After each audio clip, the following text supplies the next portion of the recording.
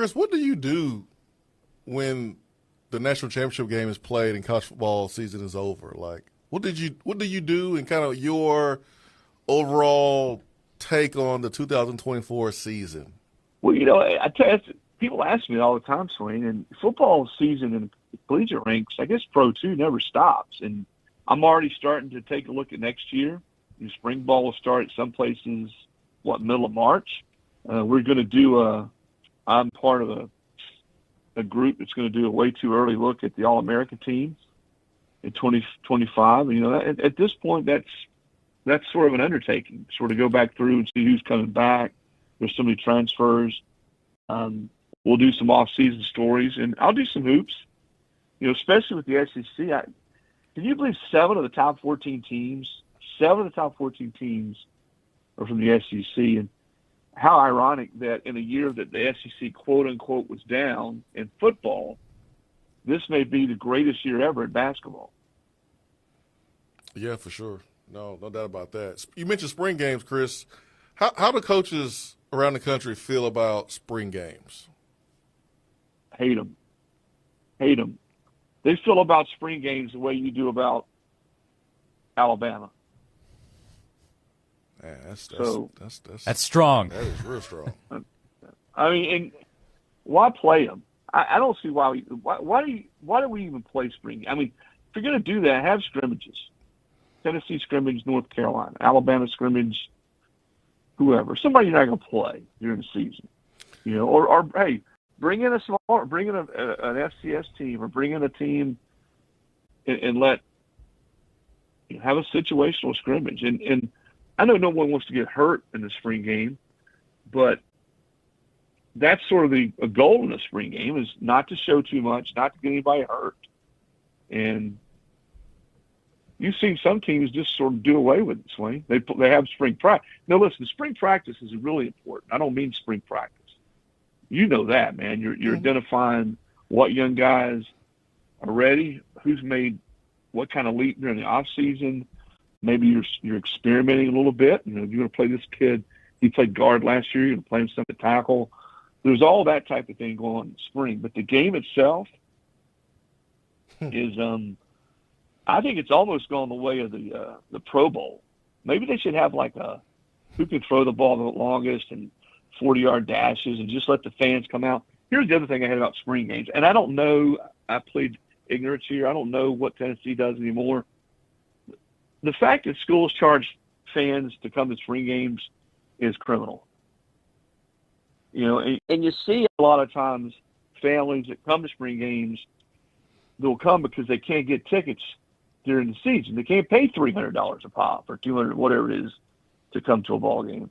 And so you'll see maybe a family from Martin, Tennessee, or Elizabethton, Tennessee, will come in because they can get onto campus, they can go to the game, and even if the tickets, there are price, you charge, the prices aren't too expensive. But I think with all the money that's been generated now in college football, that every spring game, that if they, if Saban turns it down and you turn it down, and Sylvester Croom turns it down, I'm talking about the commissioner of college football, and they offer me the job, my first edict is going to be, you cannot charge fans to come to spring games.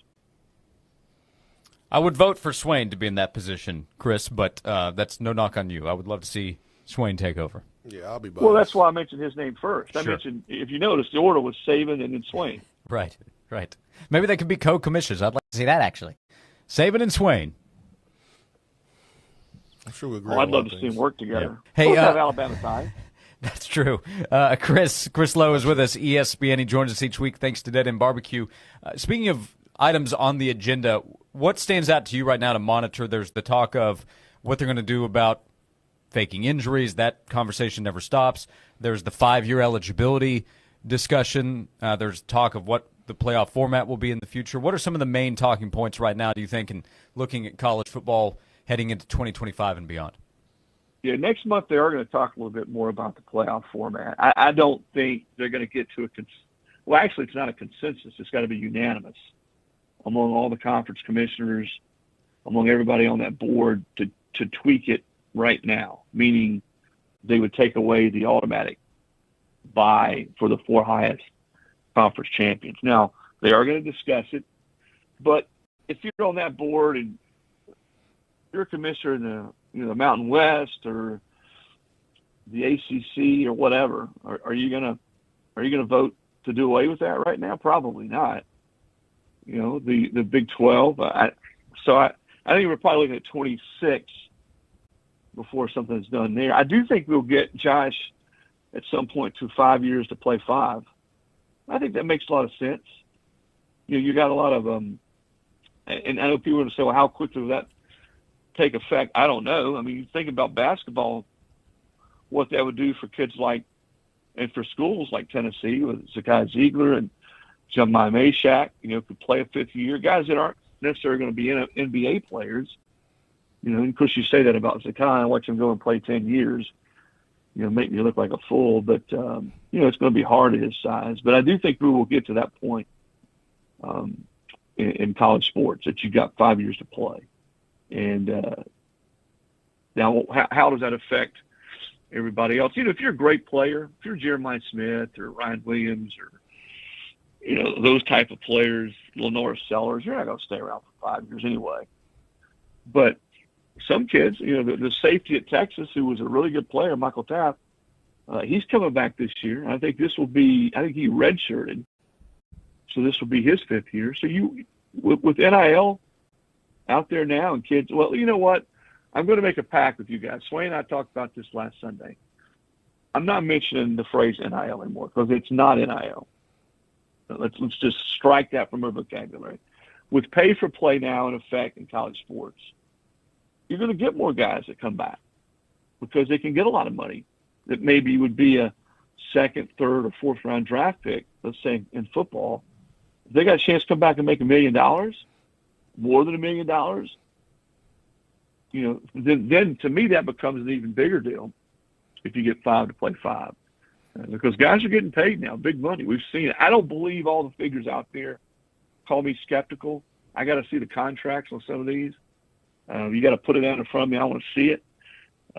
Guaranteed $8 million deals and $4 million deals for the Tulane the kid to transfer from Tulane. Are there incentives? Are there boosters that could get them to close to that? Yeah, but I got to see that contract before I believe some of these figures are out there. And I'm not the only one. I've had coaches and ADs and others tell me the same. And we can scratch NIL and call it P4P. That's what it is. Pay for There we play. go. That's just what it is. I like it. That's what it is. P4P. I have a story idea for you, Chris. I need you to go out to Berkeley, California. Maybe you don't have to go there because I don't know where David Reese is actually from, but I do know that he's transferring from Cal, and he's in the portal. And this year will be his 8th year. He played against Jared Garantano, Chris Low, when he was at Florida before transferring to Cal. Yeah, early in Garantano's career. Yeah. 8th year loading for Cal linebacker transfer, David Reese. How about that? Yeah, and there was a kid, remember the tight end was from Miami last year? Yeah, McCormick. Who was in his 8th year? Yep. He just finished his 9th, yeah.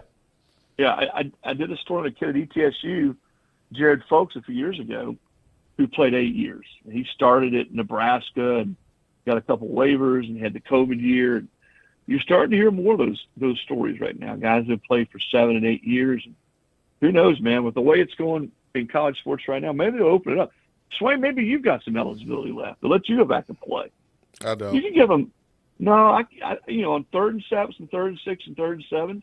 No, I think they could line you up inside the slot and you could get open. Nah, if he hurt, I'm done. But no, but your point is well taken. I mean, you're already starting to see some of that, and I love the fighting that goes on between attorneys, coaches, and commissioners, and even some players, not collective as much, some maybe, about what should and shouldn't happen, or what's wrong, what's not wrong. And one thing I believe with all my heart is that we're not going to fix it.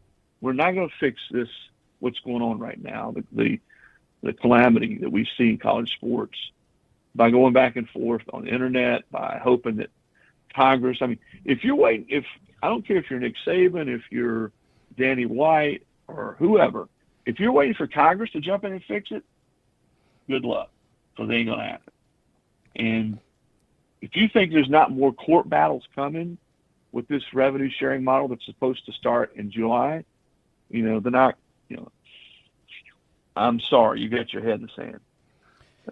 It's not going to get fixed until we figure out a model where there is some uniformity. Yes, here's that word, contracts, where players do have some representation, but when they get to a school, their feet are held to the fire. How many years they're going to play, and there are going to be some uncomfortable situations where if they're not performing, they're not going to play.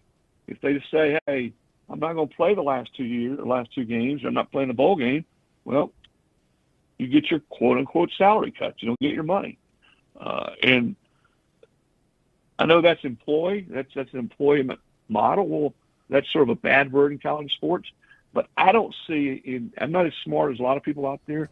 I don't see any other way to fix it than some type of collective bargaining agreement, similar to what we have in pro football. And it just becomes pro football tier B is what college ball would become.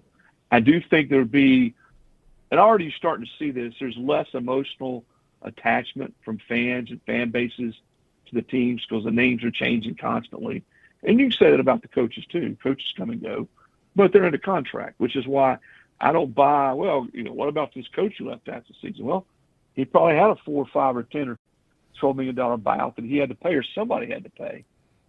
So until we get to that point, and a lot of people are going to like it, commissioners are going to hate it, chancellors are going to hate it, but we already sort of are at NFL tier B where we are in college football. And, it doesn't mean we have to like it. I think it'll take some getting used to. But I think that's the only way we get out of, guys, this sort of purgatory that we're in right now, which is just chaotic. Chris Low, he's covering it all for ESPN.com. You can read his work there. He joins us each week thanks to Dead End BBQ. Search no further. Looking for a great meal? Stop by Dead End BBQ on Sutherland Avenue. Looking for catering for your next event, at work, a party, whatever the case might be. DeadEndBBQ.com. Call them up. Ask any questions. They'll get the info you need for your next catered event. DeadEndBBQ.com. Chris, love to talk to you as always. Thanks for the time today, and we'll talk to you again soon. You bet, guys. Take care.